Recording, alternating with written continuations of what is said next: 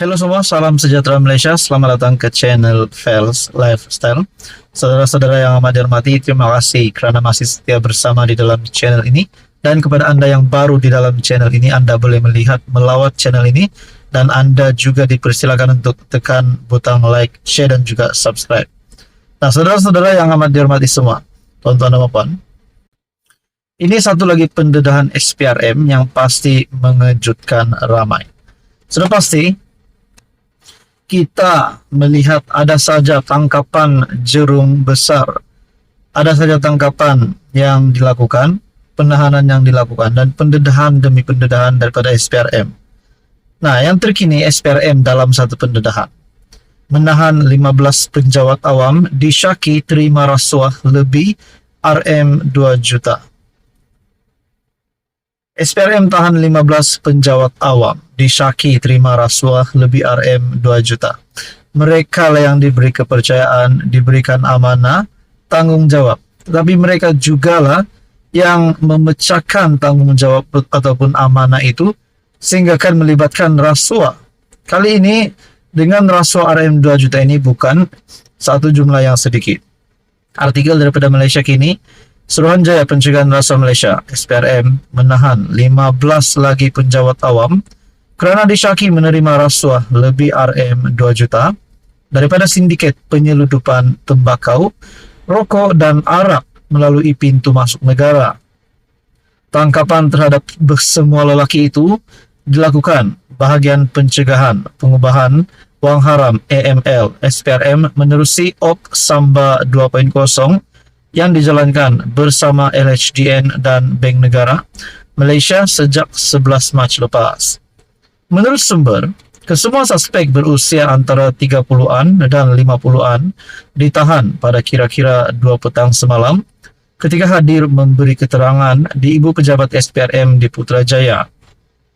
Siasatan awal mendapati semua suspek didapati disyaki terlibat dalam perbuatan tersebut antara 2017 sehingga 2023. Mereka yang ditahan dipercayai menerima wang rasuah lebih RM 2 juta daripada sindiket bagi memudahkan kegiatan menyeludup tembakau kunyah, rokok, arak serta beberapa barangan lain katanya.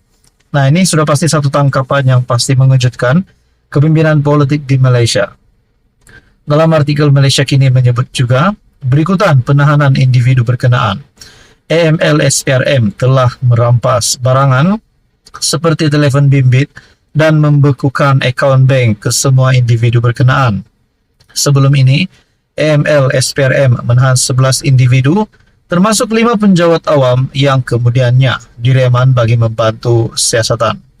Difahamkan modus operandi sindiket tersebut termasuk menggunakan khidmat forwarding agent sebagai orang tengah bagi pembayaran habuan kepada penguat kuasa untuk melicinkan proses penyeludupan arak, rokok, tembakau dan barangan lain tanpa melalui pengisytiharan serta pemeriksaan sepatutnya.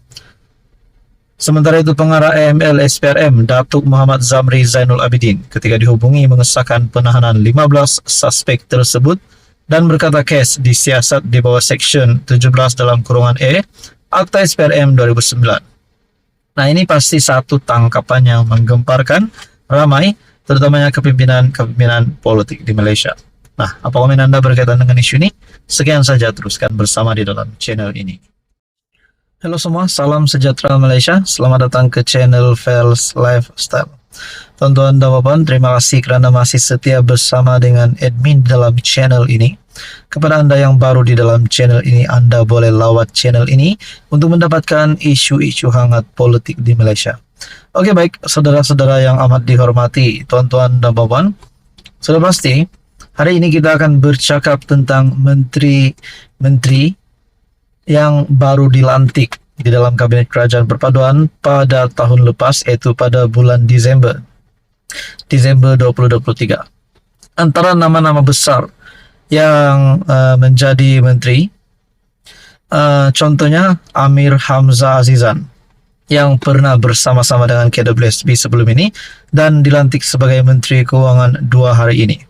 Saudara-saudara, sudah pasti Datuk Seri Anwar Ibrahim sebagai Perdana Menteri Malaysia mahu semua menteri bekerja dengan baik. Nah, ini ada satu pendedahan daripada Amir Hamzah, Menteri Kewangan 2 Malaysia, yang pasti menggemparkan ramai. Perkongsian daripada FMT, RM48 bilion hutang 1MDB sudah dibayar, kata Menteri. Menteri Kewangan 2 Amir Hamzah Azizan berkata, baki RM5 bilion mesti dibayar sebelum 2039. Kerajaan membayar hutang 1MDB sebanyak RM48.06 bilion. Dewan Rakyat diberitahu hari ini dan bertarikh 19 Mac.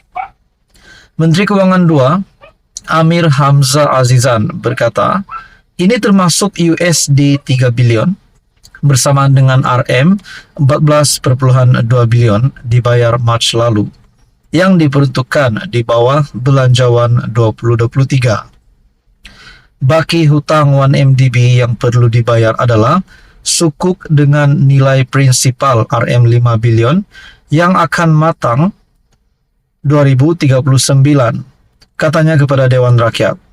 Amir berkata mengikut perjanjian penyelesaian ditandatangani pada 2020, kerajaan menerima bayaran USD 2.5 bilion bersamaan dengan ringgit Malaysia 11.8 bilion daripada Goldman Sachs dengan jaminan untuk pengembalian aset sebanyak USD 1.4 bilion, yaitu RM 6.6 bilion sebelum 2025.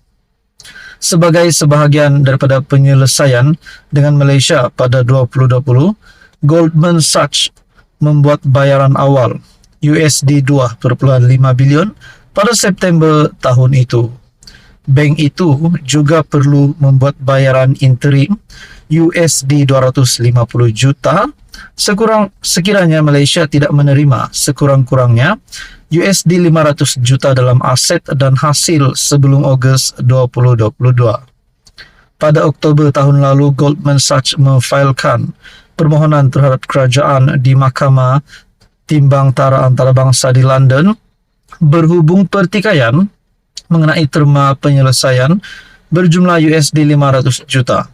Prosiding itu masih berlangsung.